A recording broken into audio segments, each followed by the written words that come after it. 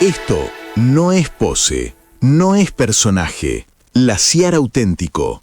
Opinión, experiencia y verdad. Con Claudio Laciar. Laciar auténtico. Cuando habla, habla en serio.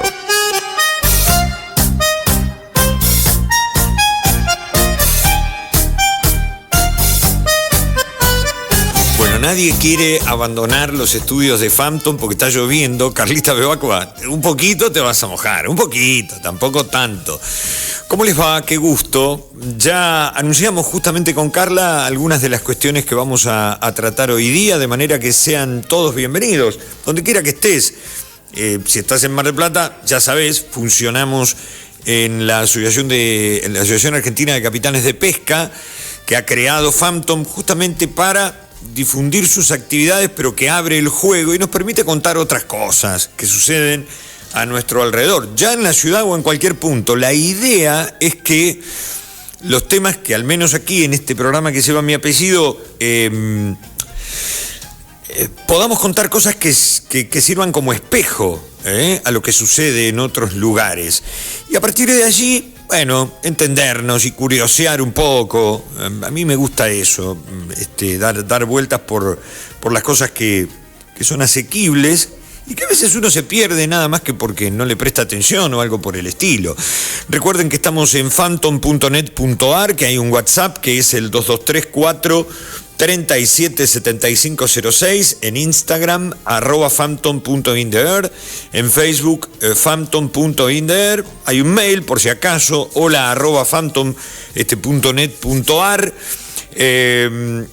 Tenemos una jornada, ya vieron ustedes, esta cámara que está sobre uno de los laterales del edificio, muestra una porción de la avenida Juan B. Justo.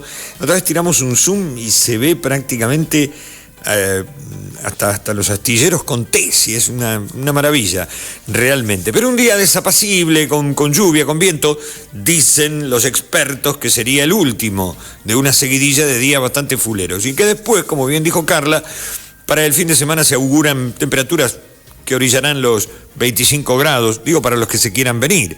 O sea, gente de Tandil, hoy tienen todavía los reflejos de lo que fue el fin de semana largo, Balcarce.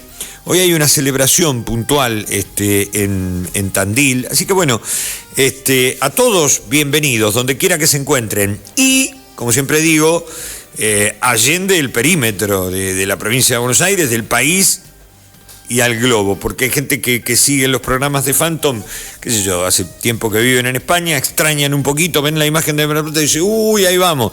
Y aunque uno diga paparruchada, como es mi caso, dicen, no, pero bueno, pero las dijo en Mar del Plata, dicen los tipos, lo cual a veces parece hasta bueno. En fin, sí tenemos cosas atractivas e interesantes que me gustaría ir presentando ya. Por ejemplo, mirá, este asunto del que voy a hablarles, a mí me atrae, ya lo ven, guardé esta revista.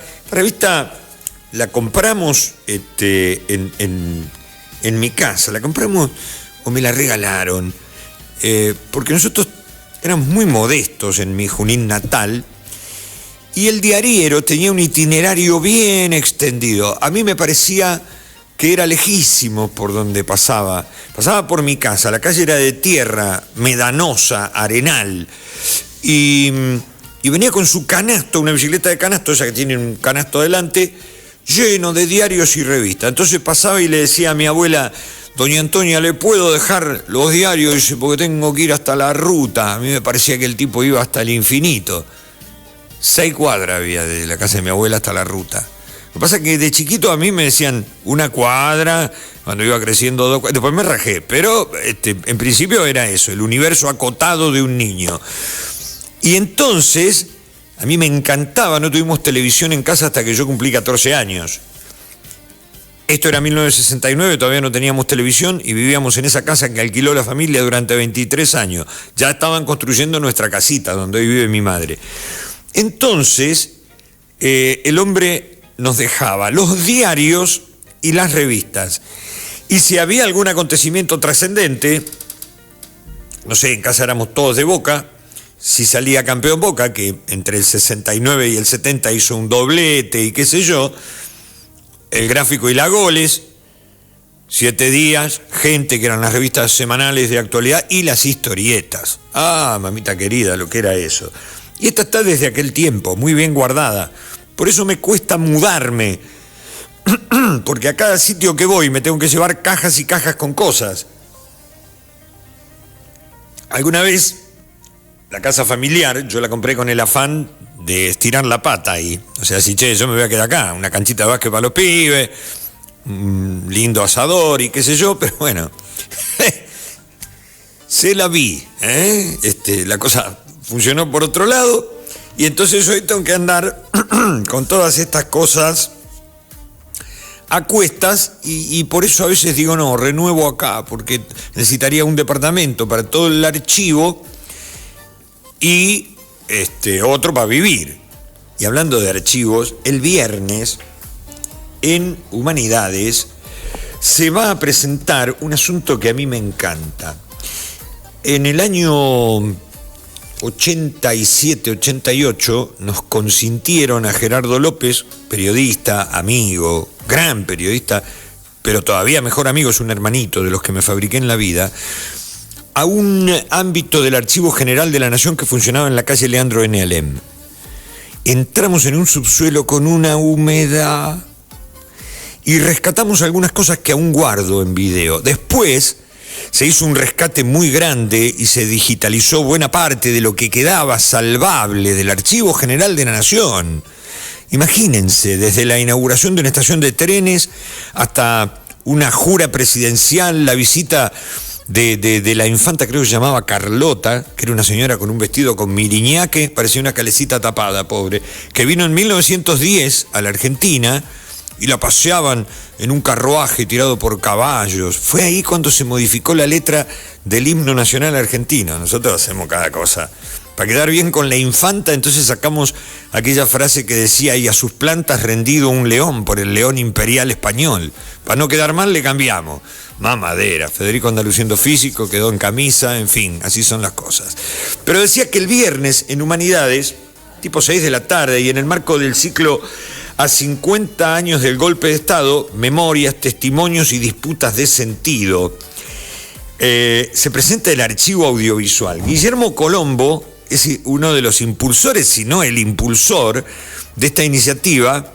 Está con nosotros y te digo bienvenido, Guille, ¿cómo estás? Hola, Claudio. Bueno, muchas gracias por gracias por venir. El día es tan desapacible que a veces me duele hacer mover a la gente, pero está lindo para que conozcan estas instalaciones. La verdad que sorprendido, me habían comentado mi amigo Cristian Serio, que estuvo recientemente por acá sentado, me dijo, che, está muy bueno el lugar, así que sí, nada, le gustó. Feliz de estar acá y bueno, agradecido también de estar compartiendo con la gente de la industria pesquera y del sector naval particularmente. Seguro. Así que fue un viejo amor mío académico en su momento. Mi tesis de doctorado, digamos, fue sobre la industria pesquera, así que bueno, me recordó un poco esas épocas. Un poco de buenos recuerdos. Me trae recuerdos. esas asistencias periódicas al sindicato del SOIP en ese caso, en mi caso particular, y bueno, y al puerto prácticamente 2 o 3 veces por semana tenía que venir, vivía más o menos cerca, así que... ¿Dónde nace tu pasión documental, Guillermo? Porque sos un apasionado, esto hay que decirlo. Bueno, yo no sé si tanto, sí me considero un trabajador del documental y del audiovisual. Mirá, yo estudié historia, digamos, vengo de ahí. Mi viejo Roberto Colombo viene de haber trabajado en el diario La Capital, un periodista. Y pertenecimos a un ambiente también con Cristian, que lo nombraba recién, y con Mike Serio, digamos, nacimos también en estudios de televisión y en el diario La Capital, particularmente, digamos, entre los archivos del diario y la fotografía. Y siempre nos llamó la atención esos materiales que estaban ahí, digamos, esas fotos, lo que guardaba, ¿no? Esa suerte de magia que guarda la imagen particularmente, ¿no? Que se detiene. En el caso de la fotografía analógica, ¿no? Esa huella de lo que pasó, impreso por una luz. Y después, en el caso del audiovisual, a mí me llamaba mucho la atención de ver las mesas de edición, en ese momento, que las grandes islas de los estudios, cómo se construía un sentido a partir del montaje, ¿no? De las cosas. Después tuve la suerte de poder estudiarlo, eso, y acceder a otro tipo de conocimiento, pero... No sé de dónde viene esa pasión, sí, obviamente hay una relación con mi oficio, con mi profesión, que viene la historia, y que tiene que ver con intentar encontrar modos de documentar cosas que han sucedido, ¿no? En la ciudad, en el país, en la región, en Latinoamérica. Siempre digo que hay cosas que son espejo, porque este material, que tiene mucho que ver con esa Mar del Plata post golpe militar del 76, pero inclusive con historias anteriores, perfectamente se replica, no sé, en el Gran Buenos Aires, en Córdoba, en Mendoza, en Rosario. Ellos tendrán su versión y sus aspectos documentales guardados y expuestos públicamente a través de iniciativas como esta. Pero quien nos esté viendo en Venado Tuerto, perfecto, mira, ahí hay algunas imágenes que te agradezco, Cristian, que nos mandaste, de algunos de los elementos documentales que van a formar parte de este archivo audiovisual. Contanos un poco más, a ver.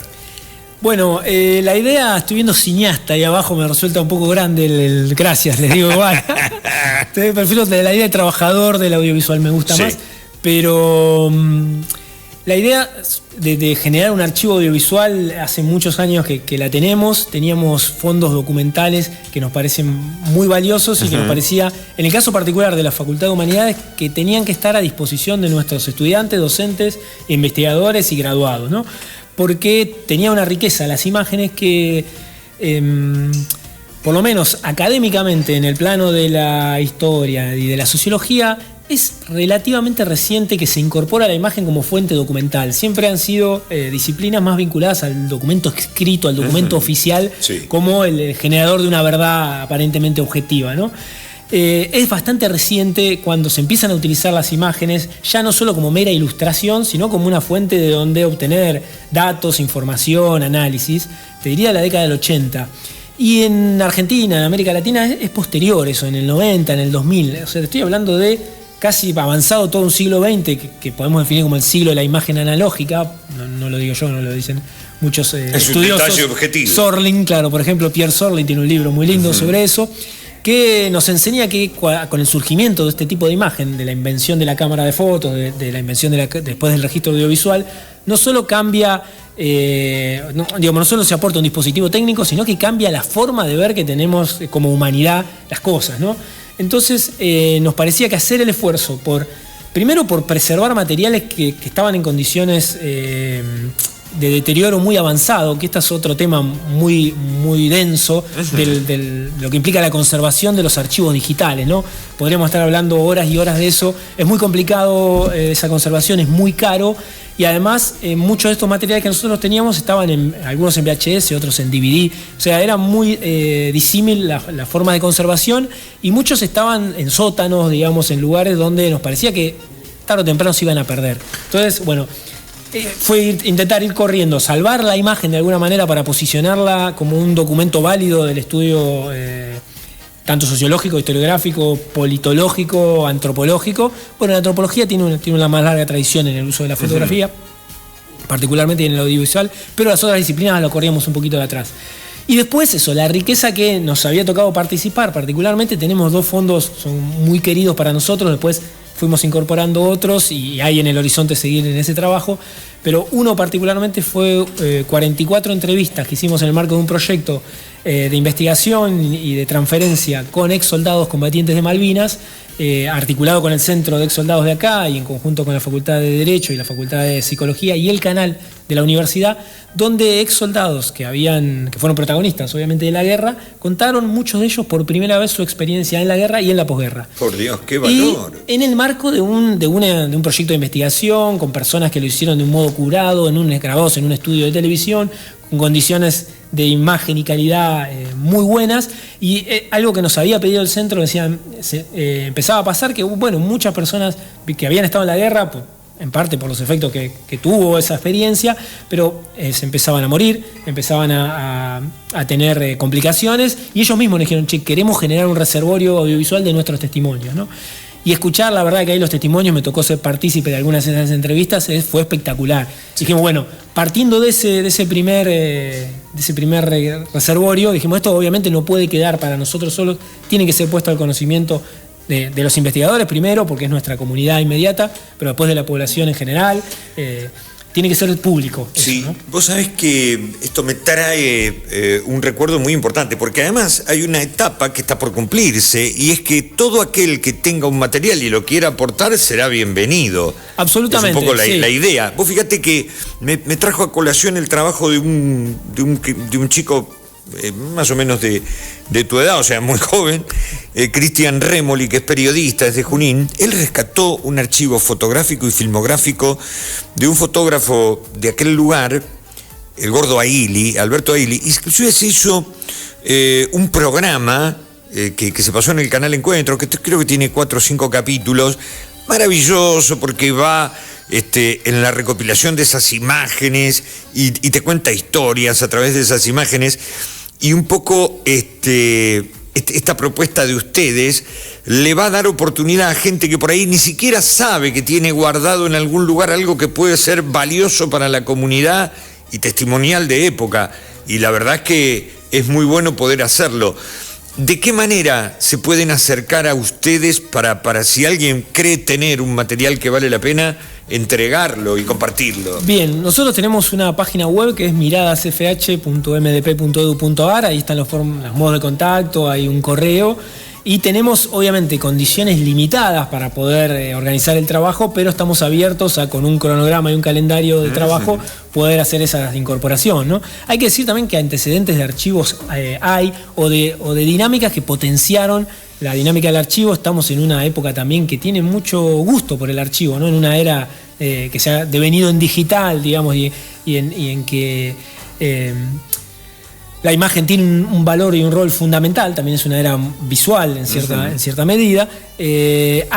Lo hemos visto con fotos viejas, digamos, desde la capital, y ese blog generado que generó un volumen impresionante de documentación. También nuestra facultad tiene un antecedente, un archivo muy importante, que es el archivo de la palabra y la imagen, en su momento dirigido por Elisa Pastoriza, actualmente por Betina Favero, donde ellos tienen fundamentalmente reservorios vinculados a la palabra y al audiovisual, realizados de inmigración, de procesos de trabajo en Mar del Plata y demás. Lo que nosotros tenemos como aporte es que recientemente la facultad también creó una de las modalidades, que es archivística, dentro del Departamento de Ciencia de la Información, y entonces tenemos como la garantía de tener una curaduría, para decirlo de alguna manera, que nos puede vincular a gente de archivo, que conoce de archivo, que sabe cómo hacer ese proceso de archivo, que lleva muchísimo trabajo, Claudio, porque cada objeto digital, que sería en este caso cada foto o cada fragmento de un video, o cada video, tiene que ser catalogado con unas normas, que son las normas ISAR-G, ISAR en general. Se utiliza un software particular, que es el Atom, para eso. Se tiene que vincular con una página web. Bueno, hay todo un trabajo atrás, que eso es manual. Hay algunos procesos automatizados, pero en general es manual. Se tiene que describir eso. Entonces, bueno, necesitamos ser muchos. Entonces tiene un proceso de trabajo largo para que pueda estar bien conservado y a disposición pública. La otra cosa que decir es que es muy caro sostener un archivo, particularmente el audiovisual, porque obviamente es muy pesado guardar, alojar documentos audiovisuales. Así que nosotros, en el marco de la universidad pública, en este contexto particular de financiamiento de las universidades, trabajamos para poder hacerlo, con lo cual tenemos un volumen por ahora limitado, pero bueno, siempre con la idea y el horizonte de poder agrandarlo, digamos. Qué bueno. Y lo que va a pasar el viernes es que se hace una presentación de todo este trabajo y de toda esta acumulación documental, visual, para decir, formalmente estamos ofreciendo esto. ¿Es eso lo que va a suceder? Absolutamente, sí. El viernes 10 de abril a las 18 horas en el aula 24 de la Facultad de Humanidades vamos a mostrar lo trabajado hasta aquí, vamos a contar cómo lo hicimos, y vamos a poner a disposición los 4 primeros fondos que tenemos, que decía, uno es el de Malvinas con las entrevistas. El segundo fondo, muy querido para nosotros, y es maravilloso ahí explorar, porque tiene que ver con la ciudad de Mar del Plata. Hay de hecho muchos documentos sobre la pesca también. Es el archivo Mike Serio, digamos, que lo tenemos a disposición, que son notas generadas por Mike, básicamente, y la mayoría por Jorge Alfieri, como periodista, digamos, recogidas en la calle de procesos que se dieron en Mar del Plata entre el 88 y 1999, y hay ahí de todo, ¿no? Y por nuestra parte, digamos, verlo años después, porque eso fue un trabajo enorme de digitalización de esos materiales que estaban en VHS, algunos en Betacam, bueno, en distintos formatos, ¿no? de cinta, pasarlos al digital fue todo un trabajo muy grande, y convertirlo en documento archivístico, otro trabajo, porque imagínate que por cada nota hay que describir qué personas aparecen, claro, qué está sucediendo. Sí, bueno, qué contexto tenía exactamente, ¿no? Porque, qué apasionante, Guillermo. Vos lo describís con una sencillez, pero a mí me llena de entusiasmo. No, yo la verdad que invito a recorrer la página que ya está usable. Todavía tenemos que configurar algunas cosas para responder y eso lo vamos a hacer a partir del viernes. Pero podés ver lo que hay ahí. Hay desde la visita de George Bush padre que juega al golf con Menem. Exacto. En un día de lluvia imposible, digamos. Que es espectacular ver todo lo que pasaba ahí, ¿no? Desde cómo era ese juego, cómo estaban vestidos. Bueno, aparece un montón de elementos así como hasta anecdóticos. Pero también hay mucha profundidad porque se estaba discutiendo la política de América Latina, digamos, ¿no? y del mundo en gran medida también. Pero bueno, desde protestas de la pesca, recordemos el ciclo de conflictivo que tuvo la pesca entre el 97 y el 2001 con el famoso barcazo y las movilizaciones a Buenos Aires. Bueno, un montón de hechos que ocurrieron, que tuvo la industria pesquera muy movilizada, pero desde también festejos del Día de San Fermín. Hay de todo, digamos. Aquel encierro de novillos. Sí, eso es espectacular. Me lo acuerdo como si fuese hoy.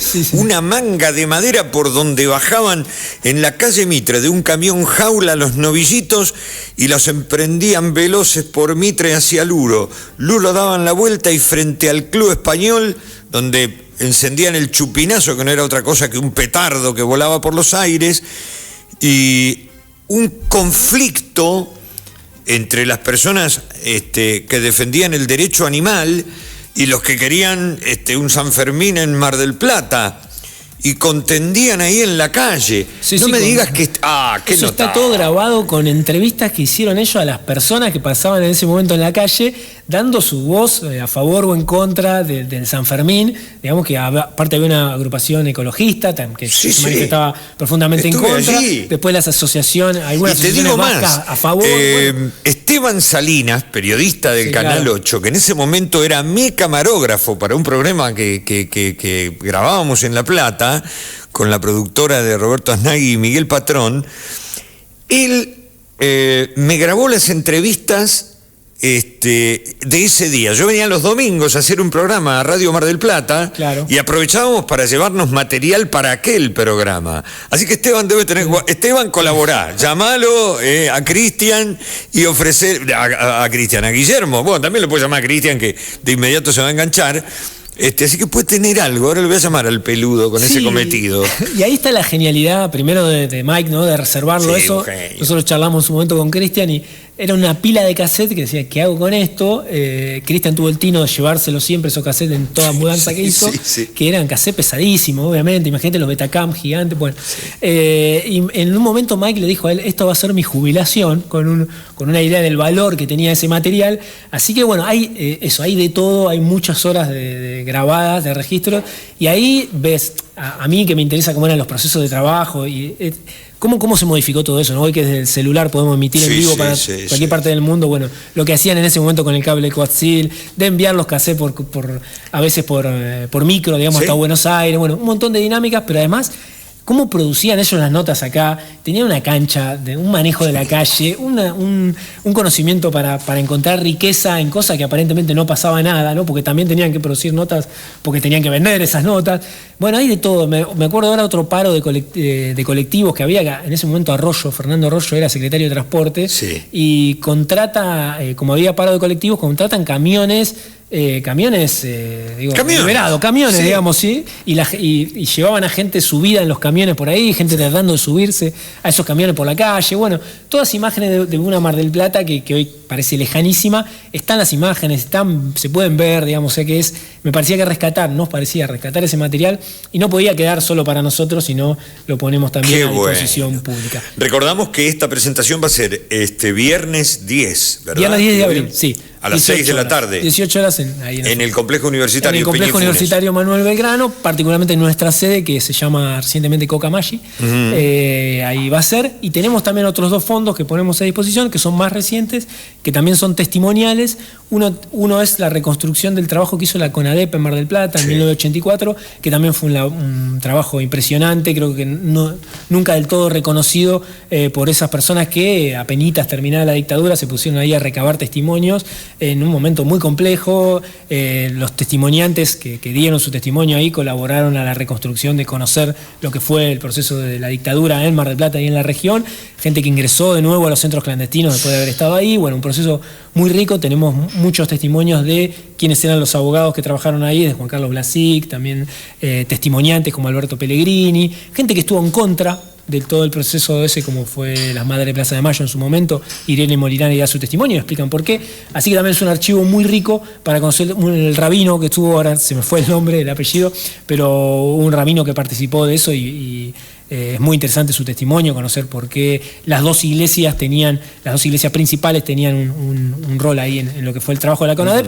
Y recordar que Mar del Plata fue una de las pocas sedes de la CONADEP, no hubo tantas sedes en el país, hubo en las principales ciudades y una la hubo en Mar del Plata, obviamente porque tenía una densidad muy fuerte al tener las tres fuerzas acá en Mar del Plata involucradas con lo que fue ese proceso. Y el último de los fondos que ponemos ahora a disposición, tenemos varios más que estamos elaborando, es sobre la Cumbre de las Américas y la Cumbre de los Pueblos. Son entrevistas a participantes de aquellas jornadas. Ahí te toca muy de cerca, porque ese es un trabajo que vos con Cristian Serio proyectaron, y hay un trabajo documental sobre esa cumbre extraordinaria. Sí, extraordinaria. Nosotros siempre decimos, Cristian, con una inconsciencia absoluta, en ese momento salimos con otros compañeros a registrar lo que pasaba. Nos parecía que era un evento excesivamente trascendente que nos trascendía a nosotros. Vaya si lo fue. No lo entendíamos, ¿viste? Pero sabíamos que algo estaba pasando, había mucho color, mucho movimiento, mucha discusión. Y venían todos los presidentes de América Latina a Mar del Plata. Nosotros nunca lo habíamos vivido eso. Te trajo Ro. Acá, muchas gracias, Ro, un café.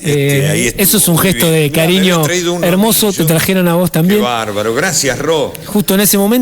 Y fue revisitándolo, Claudio, muchos años después, haciendo este otro trabajo que también me tocó participar, en este caso del registro audiovisual. Sí. Volvíamos a charlar con personas protagonistas de Marcelo Pacetti, que lo cubrió desde el Hermitage, hasta personas que participaron de la Cumbre de los Pueblos, hasta tuvimos el gusto de hablar con organizadores, digamos. Bueno, con muchas personas que participaron de gente que estuvo en el acto de Chávez, hasta gente que participó de la organización de la propia Cumbre de las Américas, ahí en el protocolo. Bueno, anécdotas un montón, pero ahí nos cae la ficha, digamos, de lo que habíamos hecho con Cristian muchos años antes sin entenderlo, pero que fue el acontecimiento político más importante de la historia de Mar del Plata, sin duda, en el sentido de que nunca presidentes de toda América vinieron, y particularmente además de ese hecho, por las obras que quedaron en Mar del Plata. En ese momento, que tenemos el testimonio de Daniel Katz, entonces intendente, que da cuenta de eso. Uno muchas veces hoy mira distintas obras que las da como naturales y se produjeron en esa época, en ese contexto, con un financiamiento entonces del gobierno nacional. Hoy algo que parece bastante lejano, digamos, que un Estado-Nación financió obras. En ese momento lo hizo, y quedaron obras como las del puente, ¿no? Muchas de las rotondas se ampliaron, el ingreso a Ruta 2, la propia Golf de Mar del Plata, la bandera y esa rotonda. Bueno, muchísimas obras que ahí detalla Katz, y tenemos al secretario de Obras también, al Guasa González, que cuenta eso. Y después otra cosa también muy interesante es que ese hecho, el grupo que lo está trabajando, que es el Centro de Estudios Sociales y Políticos de la Facultad de Humanidades, Rodolfo Rodríguez y Alejandro Busto, unas cosas que ellos nos enseñaron es que como que no había una memoria, en Mar del Plata no guardó una memoria de esos hechos, por distintos motivos, ¿no? Porque nadie reivindicó el hecho como algo positivo a gran medida, ¿no? Nadie dijo, che, acá pasó algo interesante, o porque hubo muchos grupos con diferentes intereses y cada uno lo tomó a su manera. Bueno, por lo que fuere, Mar del Plata no tiene monumentos de la Cumbre de las Américas, no lo recuerda, y ellos, bueno, vienen haciendo un trabajo muy grande. De hecho, hay una ordenanza municipal que dice que el 4 y 5 de noviembre son el día de la Cumbre de las Américas y la Cumbre de los Pueblos, y es una ordenanza que no se cumple, ha sido sancionada, dictada, promulgada, pero dicen que las escuelas de Mar del Plata deben reflexionar sobre esos días. Bueno, este grupo está ahí trabajando para que esa iniciativa se renueve, porque bueno, fue muy importante para Mar del Plata. Hay una emergencia de los pueblos y de esas voces, vinieron movimientos indígenas, gente de Cuba, de México, de de Colombia, de Europa también. Bueno, fue famoso, vino un artista fundamental, digamos, de la música popular mundial, digamos, como Manu Chao, acá, tocó ahí, acá, cerquita, en Plaza Italia. Bueno, hay muchos hechos que fueron claves y bueno, ese fondo también nos parecía importante para la memoria de la ciudad, ponerlo a disposición. Y tenemos muchos otros en proceso. Sí, hay entrevistas, tenemos un fondo del Parque Industrial con los pioneros del Parque Industrial, Bonano, Cabrales, Farmacia, bueno, un montón de empresas vinculadas al parque, también otro hecho importante de la historia local. Bueno, y tenemos varios fondos más que no los quiero spoilear, como se dice ahora, pero que estamos trabajando para ponerlos a disposición. Y como te decía, más para seguir de cerca esta actividad, participar el viernes, los que puedan, de esta presentación y no perderse esta alternativa de reconocernos a nosotros mismos en este compendio de imágenes y de testimonios que nos pintan un poco de cuerpo entero. Agradecerte, Guille, que te hayas venido y agradecer también la manera enjundiosa con la que nos contagiás ese entusiasmo. Viste, mi compañera, mamá de mi pequeño Gal, diría que somos de Aries y bueno, viene por ahí también. No, pero sí, somos apasionados de nuestro trabajo, apasionados del audiovisual y también de la Facultad de Humanidades, que nos dio un lugar, digamos, y un espacio para que pueda ser esto posible, ¿no? Si no, no podríamos haberlo hecho. Así que ahí agradecer siempre a Enrique Romanín, digamos, el decano de nuestra facultad, y a un montón de gente que yo hoy vengo y hablo por ellos, pero que trabajaron acá, que no los nombro porque son muchos de verdad, muchos, pero desde el diseño web, la catalogación, todo el proceso de Natom, bueno, la curación de los fondos. Hay mucha materia, mucha inteligencia humana, ¿no? Además de inteligencia artificial, que también aplicamos, pero mucha inteligencia humana y artesanal puesta acá y pensamiento crítico también, Claudio. Y bueno, volver a recordar eso, que es un espacio abierto y que lo audiovisual, digamos, para nosotros es importante entenderlo. Vivimos en sociedades audiovisuales hoy hiperconectadas, hipermediatizadas, y también ponerle no solo corazón, sino también cerebro a cómo estamos consumiendo esas imágenes. Poder hacer una lectura crítica es una invitación que también dejamos, porque somos una facultad que es una facultad de profesorados, una facultad de licenciaturas, pero también una facultad de humanidades que intenta decir hoy un colectivo también bastante golpeado, ¿no? por distintas situaciones, pero que el pensamiento crítico es clave, operarlo, practicarlo, y bueno, y la imagen, la revisión de nuestra historia y de nuestra memoria, bueno, esperemos que esto sirva para poder generar un espacio más para eso, para pensar la imagen, para volver a vernos, para activar la memoria, ¿no? La memoria no es algo ni que se completa, ni que se termina, ¿no? Siempre va a estar siendo reinterpretada y siempre va a estar discutida y siempre puede ser reactivada. Así que bueno, esperemos que este sea un mojoncito para que se reactiven memorias e imágenes de nuestra ciudad, nuestra región y de nuestra historia. Gracias, Guille, gracias por venir, un gusto enorme. Gracias a vos, Claudio, a toda la audiencia acá del programa y a todos chicos, chicas que están trabajando atrás, desde el café hasta la operación. La verdad que todo un placer. Bueno, les dije, apasionado, él me dice, no tanto. Guillermo Colombo, sí, lo de cineasta fue porque es una manera apocopada de guardar un contacto. Eso fue mío. En realidad, mucho más, un tipo que vive apasionadamente de esto que lleva en la sangre, que es escudriñar en la historia, desde el compromiso, desde la profesión, en fin. Todo esto que acaba de contarnos. Vamos a hacer una pausa que será muy breve y ya estamos de regreso. Nos queda un buen tramo de programa todavía. Gracias por estar allí. Ya volvemos.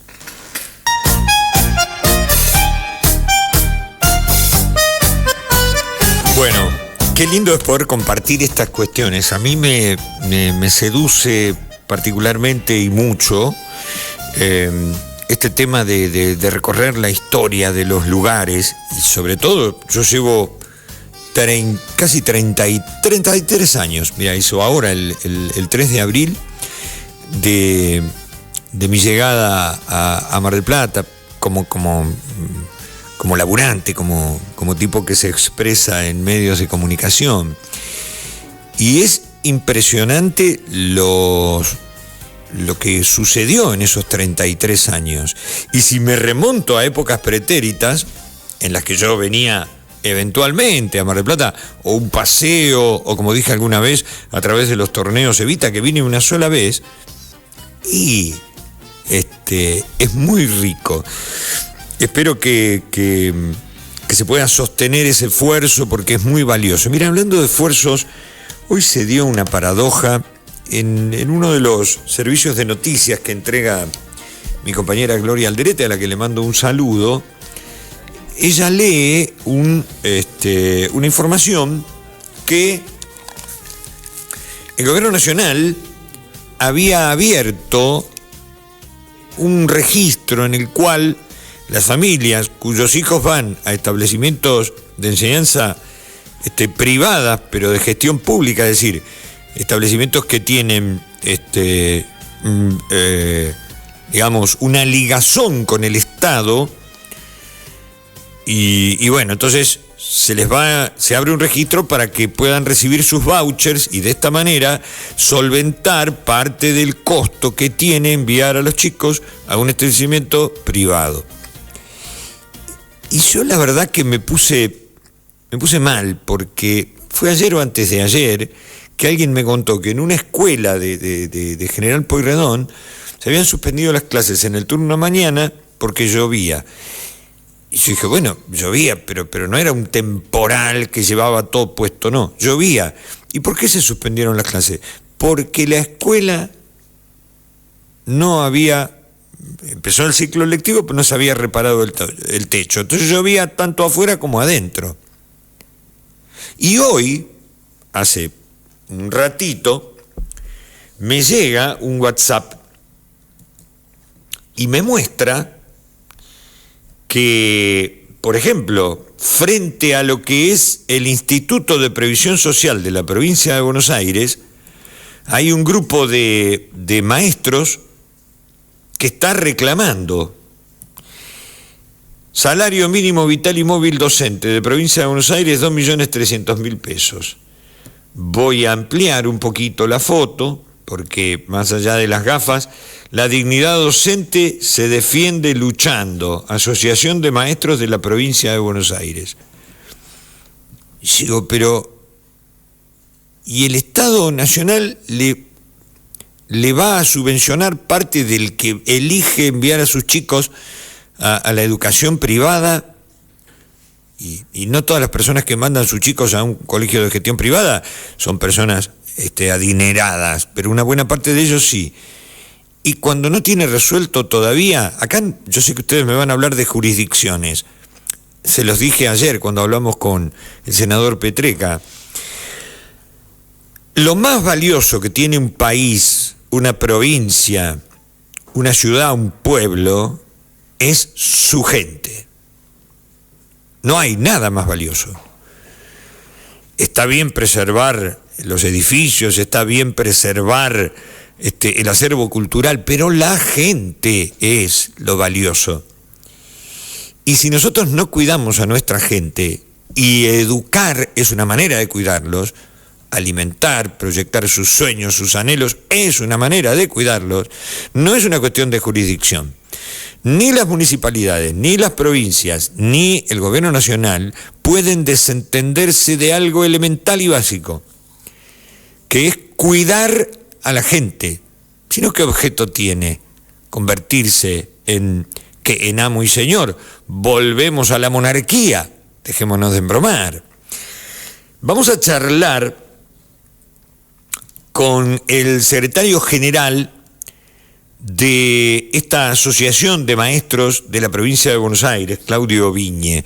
Claudio, qué gusto saludarte, buenas tardes, gracias por atendernos desde Phantom. Valoro mucho que estés allí y que podamos charlar un poquito. ¿Cómo te va? Buenas tardes, Claudio. Gracias también por brindarnos este tiempo, sí. Coincido con lo que decías totalmente. Digo, si se quiere, está consagrado en la Constitución Nacional. Exacto. En la propia Constitución de la provincia de Buenos Aires, el derecho a tener una educación digna también, ¿sí? Uh-huh. En condiciones dignas, con los recursos que está obligado, en este caso, el Estado provincial, ¿sí? Sí. Sí te hago una corrección. A ver. Más allá de que debería, ¿no?, el Estado Nacional encargarse, desde el año 1992 hay una ley nacional que es la Ley de Transferencia Educativa, que también lo hizo con la salud, ¿no? Justamente, ¿no?, de educación y salud, que transfiere esa responsabilidad nacional a las provincias, ¿sí?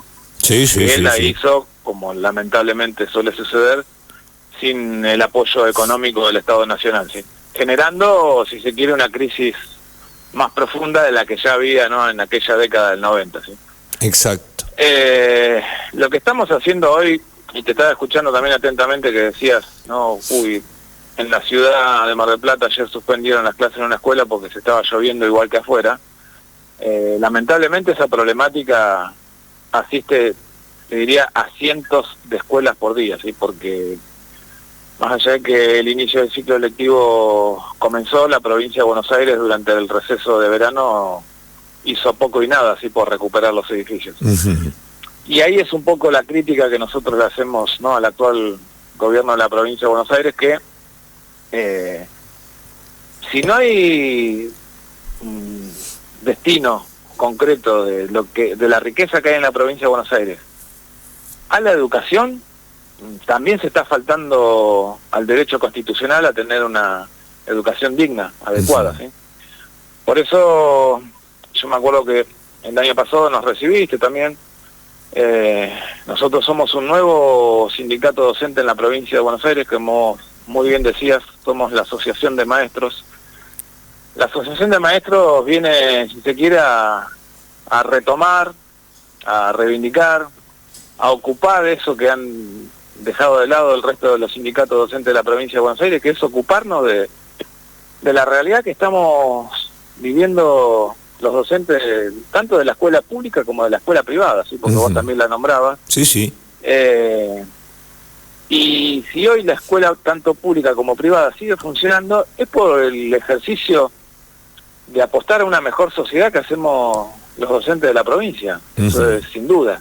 Por eso creemos, y a veces cuesta, pero queremos creerle, ¿no?, al gobernador, estoy hablando de Axel Kicillof, ¿no?, que ya se anda candidateando a presidente próximo de la Nación. Si es cierto que él vino, ¿no?, de alguna manera a reivindicar los derechos más genuinos, tiene que haber una valoración de lo que significa el trabajo docente en las actuales condiciones que tenemos en las escuelas de la provincia de Buenos Aires. Y ahí estoy hablando de todos los niveles, ¿sí?, de jardín, de primaria, de secundaria, de los institutos superiores, de los centros de formación profesional, porque realmente nosotros creemos que desde el gobierno provincial no hay una valoración de lo que es la tarea docente, ¿sí?, que se traduce rápidamente con los salarios que está pagando, ¿sí? Por eso decimos salario mínimo vital y móvil docente en la provincia de Buenos Aires de 2.300.000 pesos, que es lo que plantea el INDEC para una familia tipo, para vivir por lo menos con dignidad, ¿sí? Sí.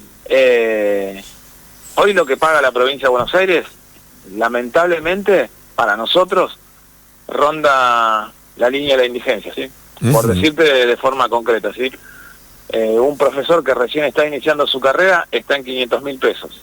Y una maestra que está iniciando la carrera docente, tanto en inicial como en primaria, está en 780.000 pesos, ¿sí? Y justamente la línea de la indigencia en la República Argentina ronda los 700.000 pesos. Por eso insistimos, y en la última paritaria tuvimos ahí un debate con el ministro de Economía de la provincia de Buenos Aires. El ministro de Economía de Buenos Aires, que por ahí no es muy nombrado, es Pablo López, ¿sí? Pablo López ya desde hace 2 años viene planteando mes a mes que la provincia de Buenos Aires tiene superávit fiscal. O sea, lo que quiere decir es que todos los meses recauda más que el mes anterior, ¿sí? Y así ha sucedido durante los últimos 2 años. Entonces lo que le estamos planteando es que hay un problema de cómo se distribuye la riqueza en la provincia de Buenos Aires. Más allá del debate que está claro y que tienen con el gobierno nacional por el tema de la coparticipación federal, pero evidentemente si el propio ministro de Economía de la provincia de Buenos Aires dice acá hay superávit fiscal, bueno, evidentemente hay plata. Y esto lo relacionamos con la acción gremial que desarrollamos justamente hoy en la puerta, como bien decías, del Instituto de Previsión Social de la provincia de Buenos Aires. La problemática que nos atraviesa es que, en forma concreta y sucinta, trato de sintetizar. Nosotros hasta hace 5 años atrás, la provincia de Buenos Aires para la docencia tenía 2 formas de jubilación. Una ejecutiva se llamaba y otra automática. La ejecutiva era si tenías todos aportes puros de la provincia de Buenos Aires, y la automática era si traías aportes de otras cajas, por ejemplo del ANSES. Bueno, eso se dijo, para superar esta situación y las tardanzas que teníamos en ese momento, que eran entre 8 y 10 meses para jubilarte, las vamos a reemplazar por la digitalización, dado que los aportes, ¿no?, ya están comprobados a través de la dirección de escuelas. Este trámite lo vamos a solucionar en solo 3 meses, ¿sí? Bueno, esto sucedió los primeros meses de mediados del 2020, cuando se instala esta nueva forma, y después se empezó a dilatar. Bueno, llegamos a este 2026 con atrasos en el trámite para acceder al derecho a la jubilación de entre 2 y 4 años. O sea, más que antes. Ahí le estamos diciendo al gobernador, bueno, acá no hay acceso a ningún derecho, esto es una restricción del derecho, y el argumento que tiene el Instituto de Previsión Social es que le falta dinero, ¿sí? Cosa que nosotros ya le hemos dicho a Marina Moretti, que es la titular del directorio del IPS, que eso no es cierto, ¿sí? Que la provincia de Buenos Aires tiene recursos suficientes, que se lo presupuesta anualmente la legislatura bonaerense, y que aparte tiene todos los descuentos mensuales que le realizan, en nuestro caso, a la docencia bonaerense, que estamos rondando los 500.000 docentes en la provincia de Buenos Aires. Por lo tanto, bueno, creemos que acá hay un desvío de fondos, que hay un vaciamiento del Instituto de Previsión Social, por eso planteamos la gravedad de la situación, porque no es que se fue mejorando o se quedó en un tiempo estimado de 1 año y después de ahí te jubilas, no. Mes a mes se va atrasando, ¿sí? Entonces, es ahí donde planteamos justamente la emergencia previsional y ponemos en alerta justamente a la docencia bonaerense por la problemática que estamos atravesando, ¿sí? Con el agravante, un elemento más que es importante para tener, que si vos decidís resignar el 40% de tu salario, ahí sí la provincia de Buenos Aires gestiona tu jubilación en 2 meses, pero tenés que resignar el 40% del salario, ¿sí? Lo que se denomina el adelanto jubilatorio dentro de dirección de escuelas. No sé si se está entendiendo, Claudio. Sí, perfectamente claro. Mirá, hoy justamente en una columna de asesoramiento previsional que tengo en el programa de radio que hago a la mañana, la especialista, la doctora Agüero, transitó este tema, por eso lo tengo muy fresco y tengo esta posibilidad de entenderte. Ahora bien, Claudio, más allá de esta manifestación, de este descontento públicamente exhibido por ustedes, la pregunta es, ¿qué puede esperarse en el, ya no te digo corto plazo, en el mediano plazo? Pero a mí me parece que con estos salarios indignos que se le paga a mucha gente en la Argentina y también a los docentes, vamos a empezar a tener un problema que es la pérdida de vocación. Yo puedo tener una vocación por la docencia extraordinaria, pero si sé que al terminar el magisterio o el profesorado voy a ganar un dinero que resulta insuficiente, que apenas cubre una cuarta parte de lo que yo necesitaría para llevar adelante mi familia, hablo de una familia tipo, y mira, con todo el dolor del alma me dedico a otra cosa, porque a lo mejor, no sé, atendiendo un kiosco de unas cadenas que acá están, le pagan bastante más a los trabajadores que eso, y estamos hablando de quienes forman y le dan vuelo al futuro de nuestros hijos y nietos. Digo, ¿cómo es que no resulta atendible una cuestión semejante? Es que es muy cierto lo que decís, Claudio, y la realidad es que está sucediendo. Las carreras docentes, tanto de los institutos de formación docente de la provincia de Buenos Aires como los profesorados de las distintas universidades que existen en la provincia de Buenos Aires, tienen una merma de su matrícula. Esto es así. El planteo es muy concreto que estamos haciendo, porque, a ver, la provincia de Buenos Aires es la provincia más rica del país, eso no hay ninguna duda. Se puede cuestionar con algún grado de subjetividad, pero objetivamente tiene el mayor porcentaje del Producto Bruto Interno que se genera en el país. El propio ministro de Economía, como te decía, Pablo López, habla permanentemente del superávit fiscal.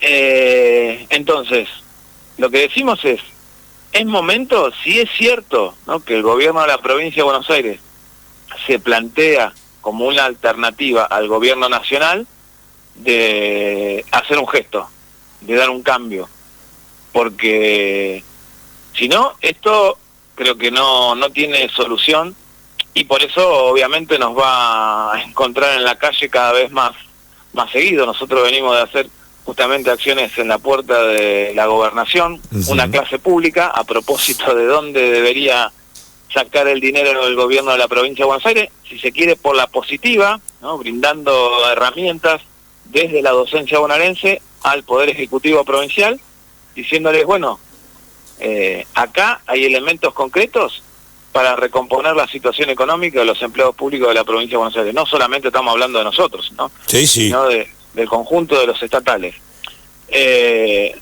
Uno, es necesaria una reforma tributaria, ¿sí? Seguramente. Urge la reforma tributaria y que empiecen a pagar los sectores más poderosos que se afincan en el territorio provincial como corresponde, y como lo plantean los países desarrollados, si no estamos planteando nada extraordinario.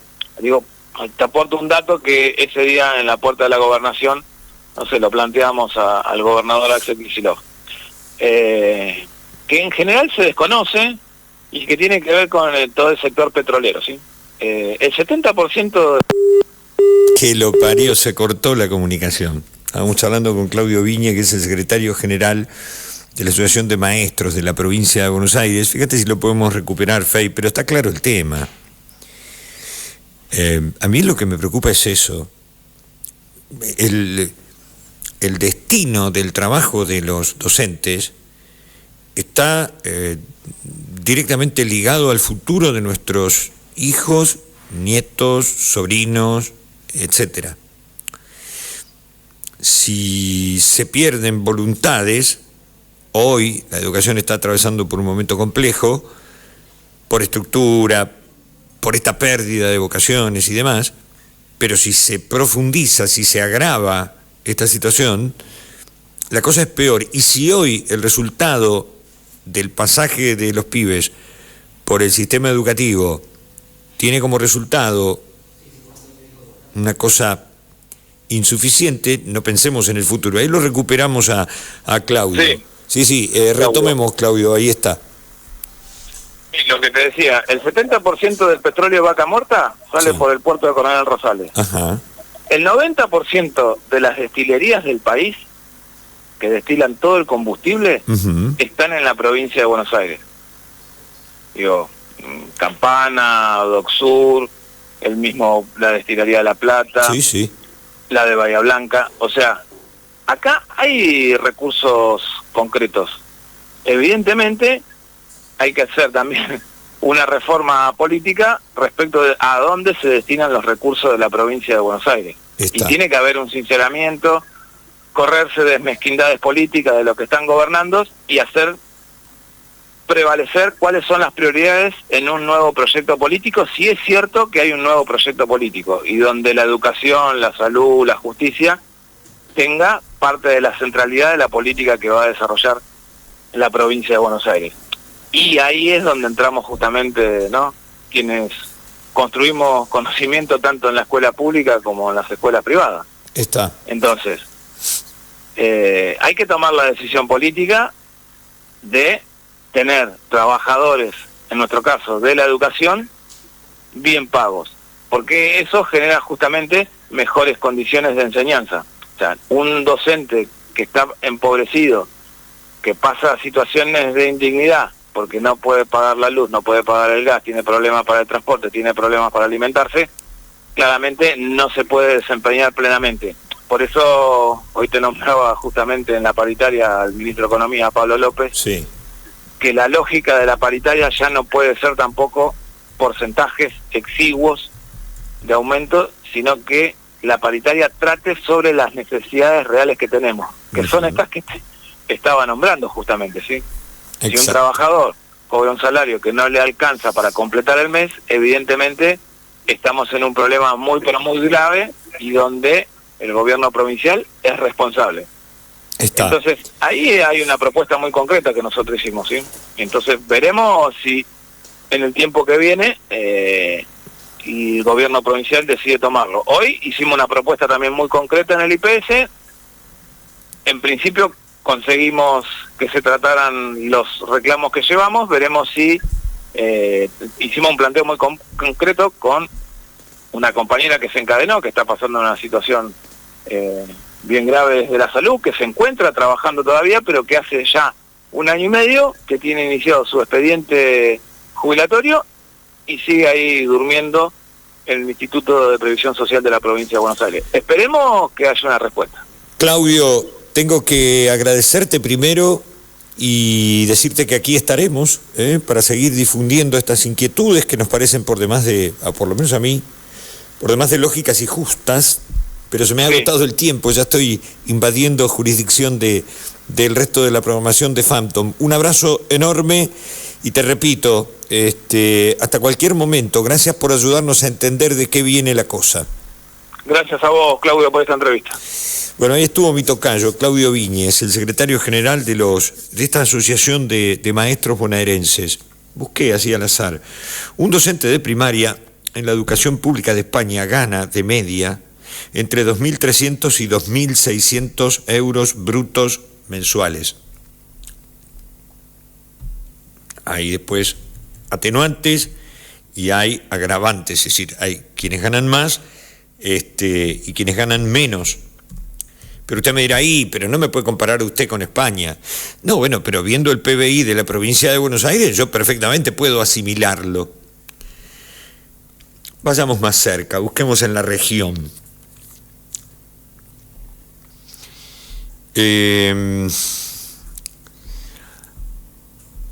A ver, un ejercicio chiquitito, porque ya se nos terminó el tiempo.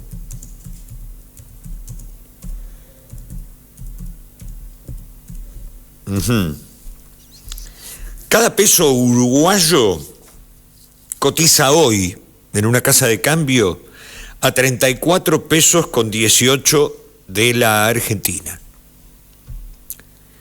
El salario aproximado que recibe un docente de nivel inicial en Uruguay es entre 47.000 y 50.700 pesos.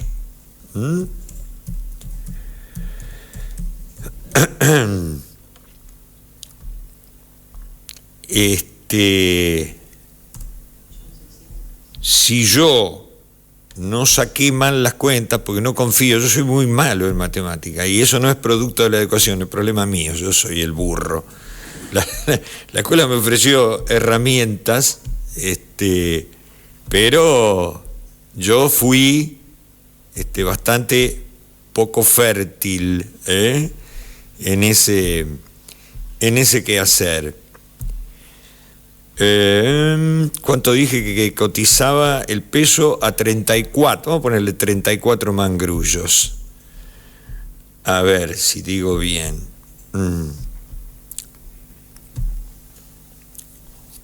1.360.000 pesos cobra un maestro en Uruguay, del nivel inicial, contra 500 lucas que cobra el nuestro. No más evidencia, señor juez. Cuando digo, sostengo y reclamo mejor paga para el trabajador en la Argentina, cualquiera sea, con los números precisos, yo lo hice así en bruto. En Chile ganarían 2.100.000. No estoy hablando de España, estoy hablando de Alemania, no estoy hablando de Uruguay y Chile, acá al lado. Entonces, Aquí cambian los colores políticos, cambian las conducciones, cambia todo. Lo único que no cambia es la situación del que labura. Acá conviene ser un butifarra, ser proxeneta, vender falopa, o ser funcionario a lo mejor.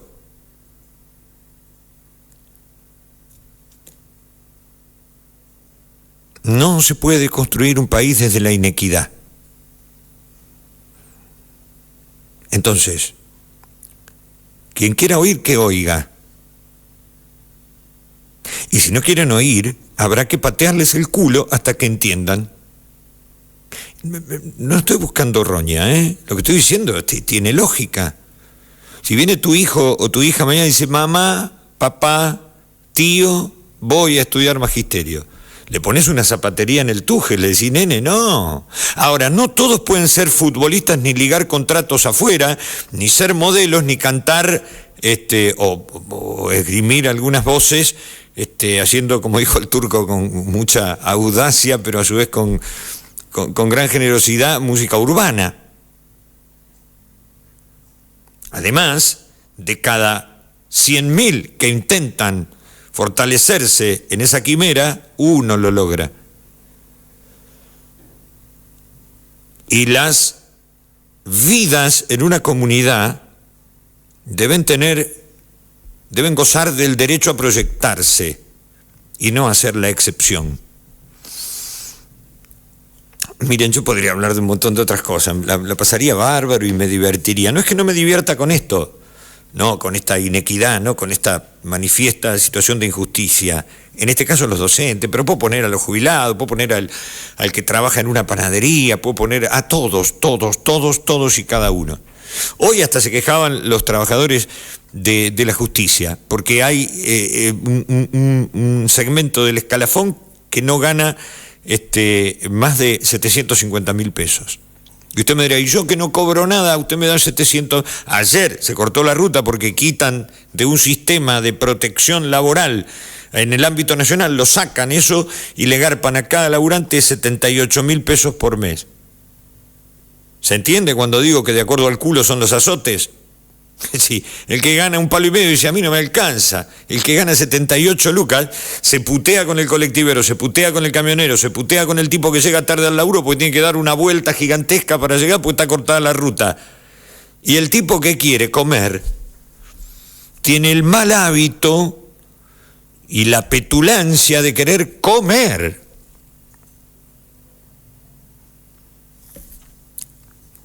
De algo estoy absolutamente convencido. Con esto nos vamos. Gracias Aldi, gracias Cami, gracias Ro, que nos aguantó, gracias Federico.